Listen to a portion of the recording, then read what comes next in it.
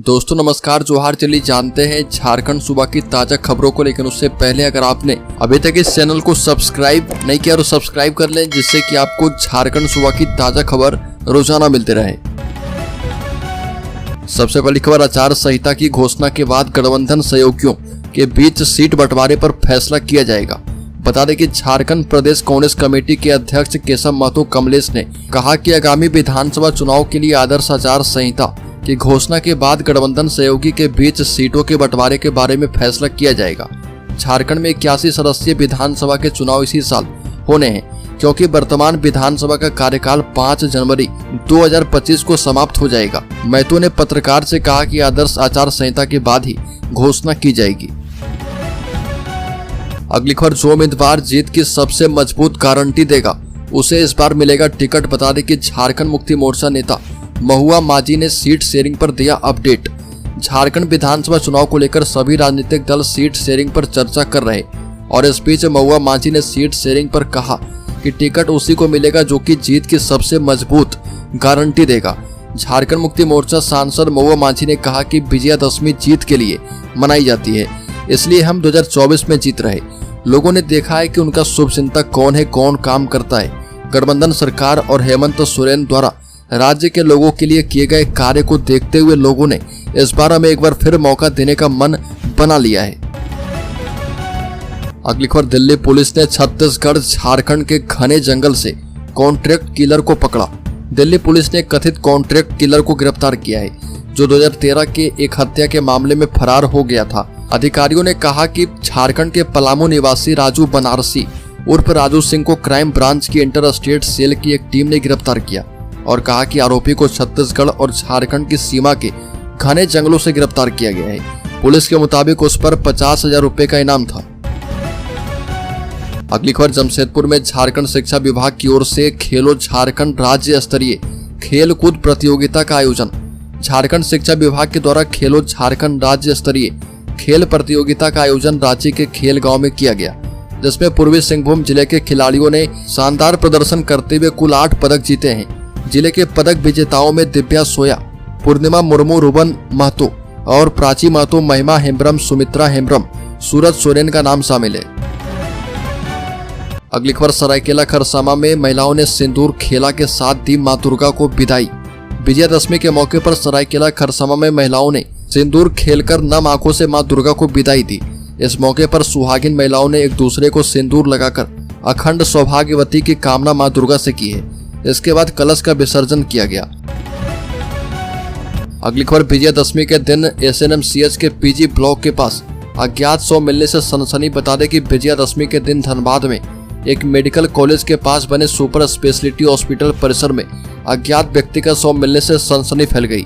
SNMCH की सुरक्षा duty में तैनात होमगार्ड के जवान की नजर PG ब्लॉक के समीप पड़े व्यक्ति पर पड़ी, और इसके बाद होमगार्ड के जवान ने धनबाद की सरायढेला पुलिस को इसकी जानकारी दी है। पुलिस वहां पहुंची और व्यक्ति को उठाकर अस्पताल के इमरजेंसी वार्ड में ले गई। वहां पर तैनात चिकित्सकों ने जांच के बाद उसे मृत घोषित कर दिया। अगली खबर, गोपाल मैदान में 16 को 10,000 कार्यकर्ता का सम्मेलन सह सम्मान समारोह किया जाएगा। मंत्री बन्ना गुप्ता आगामी विधानसभा चुनाव के मद्देनजर 10,000 कार्यकर्ताओं के उत्साह वर्धन के उद्देश्य से कार्यकर्ता सम्मेलन सह सम्मान समारोह आयोजित करेंगे, और यह सम्मान समारोह गोपाल मैदान में 16 अक्टूबर को पूर्वाह्न 10 बजे से आयोजित किया जाएगा। इसके लिए उन्होंने जिला अध्यक्ष आनंद बिहारी दुबे को अनुमति पत्र एवं संगठनात्मक तैयारी के लिए लिखा था, और इस पर जिला अध्यक्ष ने कार्यकर्ता सम्मेलन सह सम्मान समारोह आयोजन हेतु स्वीकृति प्रदान करते हुए जिला कमेटी की ओर से पूर्ण सहयोग करने की बात कही है। अगली खबर, केंद्रीय रक्षा राज्य मंत्री संजय सेठ पहुंचे रामगढ़। दशहरा के मौके पर शस्त्र पूजा के बाद मिलिट्री कैंप में जवानों से की मुलाकात। बता दें कि केंद्रीय रक्षा राज्य मंत्री संजय सेठ रामगढ़ पहुंचे। रामगढ़ स्थित मिलिट्री कैंप में उन्होंने रामगढ़ पंजाब रेजिमेंट पहुंचकर मां भवानी की विधिवत पूजा अर्चना की। संजय सेठ ने पूजा अर्चना करने के बाद दशहरा के मौके पर शस्त्र पूजा किया। बता दें कि शस्त्र पूजा सदियों से चलते आ रहा। शस्त्र पूजा करने के बाद केंद्रीय रक्षा राज्य मंत्री संजय सेठ ने भारतीय सेना अग्निवीर जवानों से मुलाकात की। अगली खबर, राजधानी रांची में ईडी ने फिर से दी दबिश। ईडी के नाम पर वसूली मामले में छापेमारी की गई। बता दें कि ईडी के नाम पर वसूली मामले को लेकर ईडी की टीम ने एक बार फिर से छापेमारी की। ईडी के अधिकारी ने अधिवक्ता सुजीत कुमार के ड्राइवर प्रदीप गुप्ता के घर पर दबिश दी। जानकारी के मुताबिक प्रदीप जो है सुजीत कुमार का कैश हैंडलर था और इसके माध्यम से ही करोड़ों रुपए सुजीत कुमार तक पहुंचे थे। बता दें कि धनबाद डीटीओ दिवाकर द्विवेदी, पूर्व नामकुम अंचलाधिकारी प्रभात भूषण और वर्तमान कांके अंचलाधिकारी जय कुमार राम के द्वारा सुजीत कुमार को ईडी के केस से बचाने के लिए 5 करोड़ 71 लाख रुपए दिए गए थे। अगली खबर, साहिबगंज में पत्थर से कूचकर पहाड़िया की हत्या, कांप उठा पूरा इलाका। बता दें कि मौके पर पहुंची है पुलिस। साहिबगंज जिले के बोरियो थाना क्षेत्र की खैरवा पंचायत के बिंदरी बंदर कोला के रहने वाले मंगला पहाड़िया की हत्या पत्थर से कूचकर कर दी गई। सुबह उसका शव डुमरिया लेगो टोला में सड़क के किनारे झाड़ी से बरामद किया गया। उसकी पत्नी गांगी पहाड़िन ने बताया कि उसका पति मंगला पहाड़िया दोपहर करीब 2 बजे घर से बच्चों का कपड़ा आदि खरीदने के लिए बोरियो बाजार जाने की बात कहकर निकला था और उसके पास 1000 रुपए भी था। अगली खबर, हरियाणा में हारते ही राहुल गांधी के तेवर पड़े ढीले। झारखंड में हेमंत सोरेन को माना बड़ा भाई। हरियाणा चुनाव के नतीजे क्या आए, लगता है कांग्रेस पार्टी भीतर से हिल गई है। इसके साइड इफेक्ट झारखंड में भी दिखने लगे हैं क्योंकि कांग्रेस पार्टी के सुर बदलते दिख रहे। दरअसल जो कांग्रेस पार्टी झारखंड में बड़े भाई की भूमिका के लिए फील्डिंग कर रही थी, उसने अब खुले तौर पर यह घोषणा कर दी कि वह झारखंड में छोटा भाई बनकर ही रहेगी। और झारखंड कांग्रेस प्रदेश अध्यक्ष केशव महतो ने साफ तौर पर कहा कि झारखंड मुक्ति मोर्चा ही बड़े भाई की भूमिका में रहेगा और यह भी बताया कि अगली गठबंधन की बैठक के बाद सीट शेयरिंग का फॉर्मूला भी तय हो जाएगा। अगली खबर, झारखंड के चाईबासा में डायन बताकर एक ही परिवार के 3 लोगों की हत्या। झारखंड के पश्चिमी सिंहभूम जिले के टेबो थाना क्षेत्र में डायन बताकर एक परिवार के 3 लोगों की हत्या कर दी गई और उनके शव जंगल में फेंक दिए गए। पुलिस ने तीनों के शव बरामद कर पोस्टमार्टम के लिए भेजा है। मारे गए लोगों की पहचान 60 वर्षीय दुर्गुल पुर्ती, उनकी पत्नी 50 वर्षीय सुकू होरो और 23 वर्षीय बेटी तस्किर पुर्ते के रूप में की गई है। यह वारदात रात्रि में अंजाम दिया गया, लेकिन देर से सूचना मिलने के कारण पुलिस यहां पर पहुंची है। बताया गया कि टेबो थाना क्षेत्र की चंपवा पंचायत के सिया केल गांव में रहने वाले इस परिवार के घर पर गांव के ही कई लोगों ने धावा बोला था।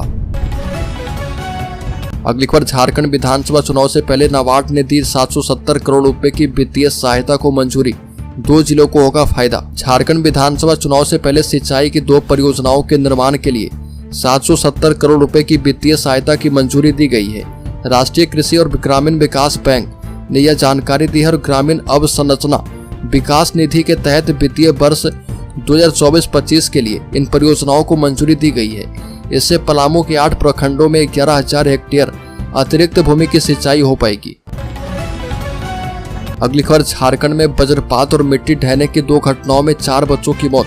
बता दें कि झारखंड में दशहरा के दिन 2 दर्दनाक हादसों में 4 बच्चे की मौत हो गई। पहली घटना गुमला जिले के पालकोट प्रखंड की है, जहां वज्रपात की चपेट में आकर 2 बच्चों ने दम तोड़ दिया। दूसरी घटना में दुमका जिले के जोकिया मोड़ में मिट्टी के ढेर के नीचे दबकर 2 बच्चे की जान चली गई।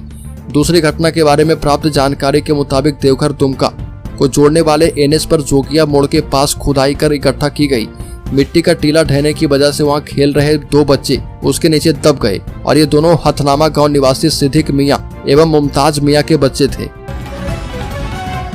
अगली खबर, झारखंड में नई शराब नीति लागू नहीं होने से संकट। जेएमडी सर्विस प्राइवेट लिमिटेड ने देवघर गिरिडीह जिले में मैन पावर सप्लाई करने में जताई असमर्थता। एजेंसी ने अपने पत्र में पीओएस मशीन का संचालन जेएसबीएल के पास रहने और एसआईएस द्वारा पैसा जमा करने को लेकर खामी को भी आधार बनाया। एक तरफ उत्पाद आयुक्त के आदेश पर राज्य के विभिन्न जिले में खुदरा शराब की दुकानों में वित्तीय अनियमितता को लेकर जांच शुरू की गई है। जेएमडी सर्विसेज प्राइवेट लिमिटेड ने अपने पत्र में कहा कि जिले के विभिन्न शराब दुकानों पर बैंक ऑफ इंडिया एवं पंजाब नेशनल बैंक के द्वारा पीओएस मशीन उपलब्ध करवाई गई है, जिसका पूर्ण नियंत्रण या तो जेएसपीसीएल के पास या फिर बैंक के पास है। अगली खबर, सांसद सीपी चौधरी ने गिरिडीह डीसी से बांग्लादेशी घुसपैठ पर मांगी रिपोर्ट। सांसद चंद्रप्रकाश चौधरी ने गिरिडीह डीसी से जिले में बांग्लादेशी घुसपैठिए एवं रोहिंग्या मुस्लिमों की अवैध घुसपैठ को लेकर 7 दिन के भीतर जांच रिपोर्ट मांगी है और कहा कि राष्ट्रीय हित सर्वोपरि है। इस विषय को केंद्रीय गृह मंत्रालय के संज्ञान में भी ला रहे। गिरिडीह सांसद ने डीसी को इस बाबत पत्र भी लिखा है और जिले के शहरी और ग्रामीण क्षेत्र में जांच कर बांग्लादेशी एवं रोहिंग्या मुस्लिमों की उपस्थिति का ब्यौरा देने का निर्देश दिया। सांसद ने उपायुक्त को इस बात के लिए सावधान किया है कि जिस प्रकार पर्यावरण एवं प्रदूषण के विषय पर उनकी प्रशासनिक कार्यशैली रही है, उसी तरीके का आचरण बांग्लादेशी एवं रोहिंग्या मुस्लिमों के विषय में न रहे। यह सुनिश्चित करें क्योंकि यह राष्ट्रीय सुरक्षा का विषय है। अगली खबर, वेतन भुगतान को लेकर अतिथि शिक्षकों का आंदोलन जारी। रांची विश्वविद्यालय में कार्य करने वाले अतिथि शिक्षकों का विगत 17 महीने से लंबित वेतन भुगतान मांग को लेकर अनिश्चितकालीन धरना प्रदर्शन दुर्गा पूजा की छुट्टियों में भी जारी है। अतिथि शिक्षक बीते 25 सितंबर से लगातार आंदोलन कर रहे। उच्च एवं तकनीकी शिक्षा विभाग ने उनके मानदेय के भुगतान को लेकर अब तक कोई निर्णय नहीं किया है। शिक्षकों का कहना है कि कॉलेज के भवन निर्माण के लिए करोड़ों रुपए का बजट कैबिनेट में पारित किया गया है, लेकिन अतिथि शिक्षकों को वेतन देने के लिए सरकार के पास पैसे नहीं है। अगली खबर, खत्म नहीं हो रहा जेएसएससी सीजीएल विवाद, अभ्यर्थी का सत्याग्रह।